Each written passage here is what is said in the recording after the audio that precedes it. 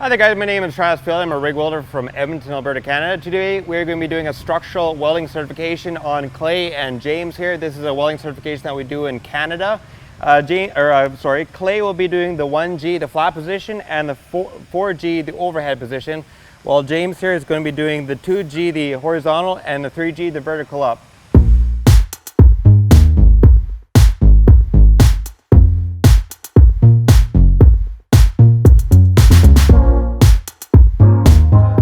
Alright guys, you need to be strategic on the placement of where you put your weld passes. There are no grinders, no saw blades, files, or methods that remove deposit metal or alter weld B profile are permitted. You can, however, use a buffing wheel.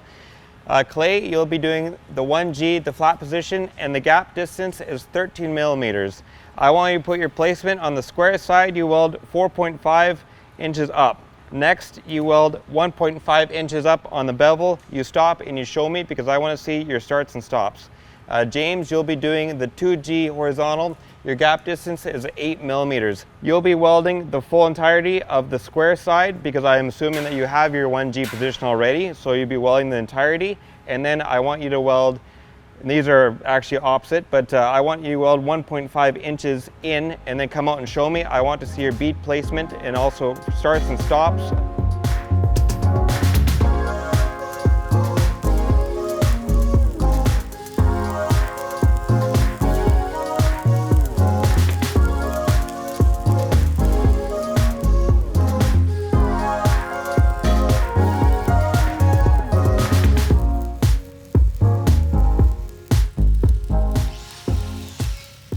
Now the way I've done it right now is typically when you do this particular CWB weld test, typically you do the 1G, okay, you get it over with, you show the inspector says good, then you do the 2G and so forth. You do not do what we're doing in the video here, where we're doing the 1G, the 2G, the 3G, and the 4G all at the exact same time, okay, so you don't do that. But just for the sake of speeding up the video, and because within this week we have been trying to get a lot of videos out with both Klay, myself, and James at the weld tube there in Houston, Texas there. So we're trying to get a lot of videos done, and we're trying to expedite the weld process. So right now Klay and James are working on the CWB pieces, and we're just welding them really quickly, trying to hurry up the welding video. The guys are doing a really good job. The welds are really great, and everything is looking fantastic. All right, so you see what the guys are going to do here. The 1G, the 3G, and the 4G. On the square piece here, the square bevel, they're going to weld from here 3/4 of the way in. They're going to stop. Next, on the bevel side, they're going to weld from here 1.5 inches in. They're going to stop. They're going to bring it up to myself. I'm the acting welding examiner in the video here. I'm going to take a look at these welds. If the welds are good, these welds are good here, they're going to continue the pass. The square bevel, weld from here up to there, stop. Next, weld on the bevel side from here all the way up to here, stop. Come back up to me. I'll visually inspect it. It looks good. They fill and cap it. After the fill and cap, I visually inspect it. It looks good. I give them the next test piece. This is a 1G. They'll move up to the 2G. 2G is good, up to 3G. 3G is good, up to the 4G. Now, when you do the 2G pass, the 2G is a little bit different than the rest of the passes here. The 2G is kind of closed in a little bit, but also, see the 3G, and the 4G will be at a 13 millimeter gap, whereas the 2G, the horizontal, will have an 8 millimeter gap. When you do the 2G, I'm going to assume that you have your 1G flat position already. So therefore, rather than weld 3/4 of the way up, you'll weld from here all the way over to here and stop. So you weld the whole bottom bevel, square bevel first. After that, you'll go to the top bevel and weld 1/4 of the way in. You'll stop. When you bring it up to me, your single start looks good. Continue on. You weld from here to there, stop. You bring it back up to me, it looks good. You feel and cap it out. You bring it back up to me, it looks good. Then you get the 3G. That's how this test is going to be going on. Also, you have a time limit of about 45 minutes for this test. In this particular video here, the guy is going to be doing 2 tests at the same time, just for time restraints. I got given the go-ahead to complete my second pass and going to demonstrate the tie-in portion of the 1G second run. So it's just the arc about half an inch before the start and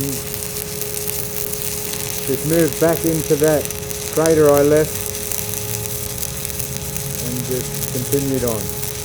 Now I'm running out into the backing strip just so I don't leave a crater or underfill for the consecutive passes.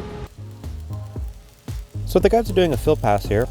Basically, with this CWB weld test, as you are not allowed to remove any deposited metal, any weld discontinuities of any sort, you're only allowed a buffer and a hand brush if you wanted.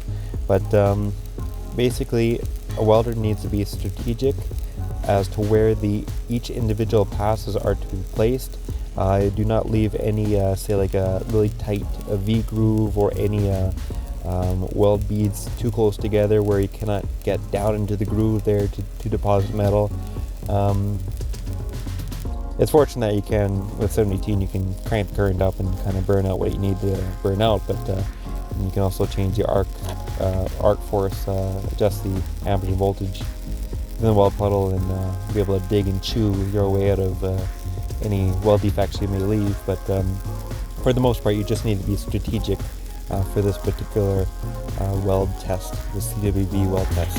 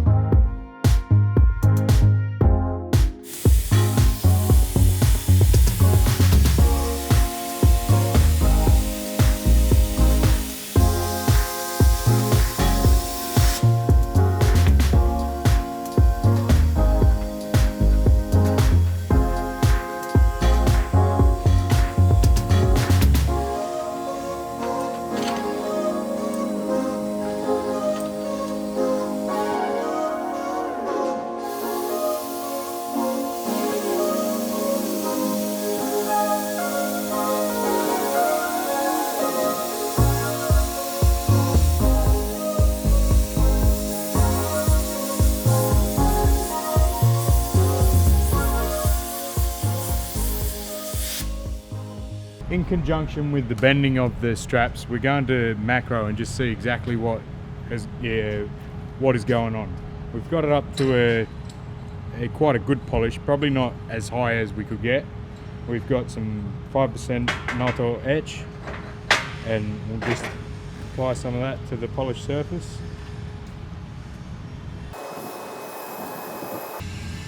And that's our all weld metal there, penetrated into the back end strip, into the straight edge of the straight prep, and no lack of fusion into the beveled side of the prep. I'd say that's a good macro.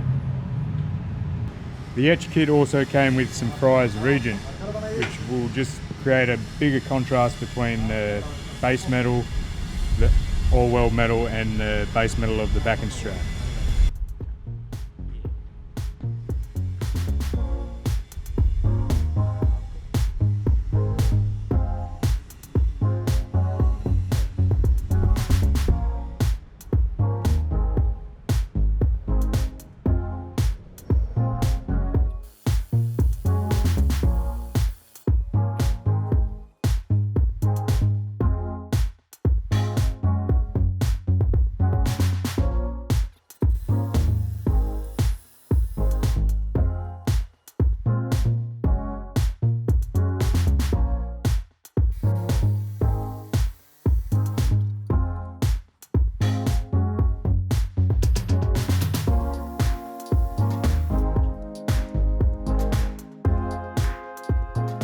Hey there guys, we're back. We kind of sped up the welding here a little bit. We made the video a little bit more entertaining and a little bit more fast paced.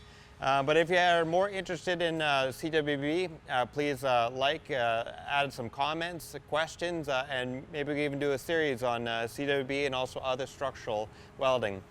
Please follow South Coast Welding Academy on their Instagram and also WeldTube on their Instagram and their YouTube account. Thank you.